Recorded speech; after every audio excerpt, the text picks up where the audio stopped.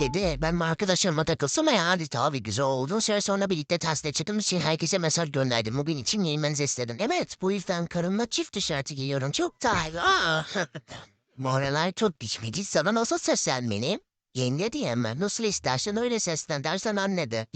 Yenge. Topucuk çalışıyorum. Neden elinde karpuz var? Şimdi biraz sonra kıracağım. O zamanlarda vücut çalışıyorum. Kokasıyla önce onu hiç uğraşmamalısın.